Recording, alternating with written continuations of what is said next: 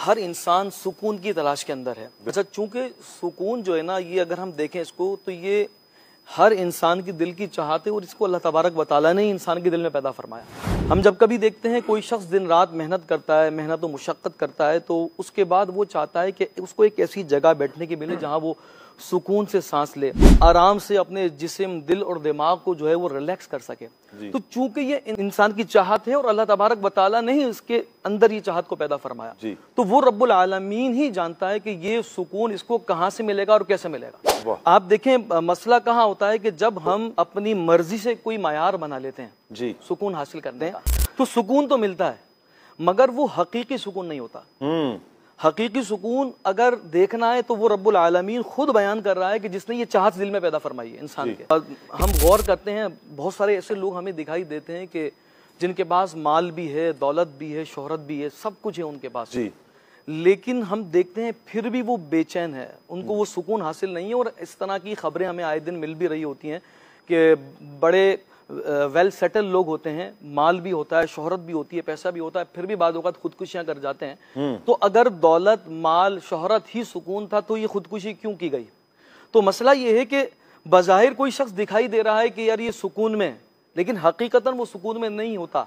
और बाज़ औक़ात ऐसा भी होता है कि एक शख्स को हम देख रहे होते हैं, उसके पास ज़ाहिरी तौर पर ना कोई माल है, ना दौलत है, ना शोहरत है, लेकिन उसके चेहरे पर तस्कीन का इजहार हो रहा होता है, उसकी जबान से कलिमात शुक्र निकल रहे होते हैं। अब दोनों में फर्क क्या है? दोनों के हाल का फर्क है कि जिस रब्बुल आलमीन ने इंसान को दिल दिया और उस दिल के अंदर चाहत को पैदा फरमाया, उसने ये भी बता दिया कि ये जो सुकून है ये माल और दौलत में नहीं है, ये शोहरत में नहीं है, ये किसी ओहदा या मनसब को तलब करने में नहीं है, बल्कि किसमें, जिसने इंसान को रूह और जिस्म का मुरक्कब बनाया, उस रब्बुल आलमीन ने इन दोनों की खुराक को भी बता दिया कि इंसान की जिस्म की खुराक क्या है। वो नींद करता है, वो आराम करता है, वो खाता है, पीता है, ये जिस्म की खुराक है। लेकिन उसकी जो रूहानी खुराक है वो क्या है? फरमाया अला बिज़िक्रिल्लाहि तत्मइन्नुल क़ुलूब, कि वो जो उसकी रूह की ग़िज़ा है वो अल्लाह तबारक व तआला का जिक्र है। और जब बंदा अल्लाह रब्बुल इज़्ज़त का जिक्र करता है तो सुकून पाता है। तो ये सुकून क्यों मिलता है ये भी देखें शाह साहब। देखें, क्योंकि हर चीज़ अपनी असल से जुड़कर जो है वो कमाल की तरफ पहुंचती है। हम पानी के कतरे को देखें तो वो पानी का एक कतरा जब समंदर में मिल जाता है तो कमाल हासिल कर लेता है। एक परिंदा है, अगर उसको आप पिंजरे के अंदर बंद करके रखें तो वो बेचैन रहेगा, लेकिन जैसे इसको छोड़ेंगे वो आसमानों की बुलंदियों की तरफ उड़कर खुशी महसूस कर रहा होगा। एक पौधा है, वो जमीन के अंदर जब तक लगा रहेगा वो हरा भरा सब्ज शादाब रहेगा, लेकिन जैसे उसको निकाल दिया जाए, इसी तरीके से इंसान की जो रूह है ये अम्रे रब्बी है। वाह!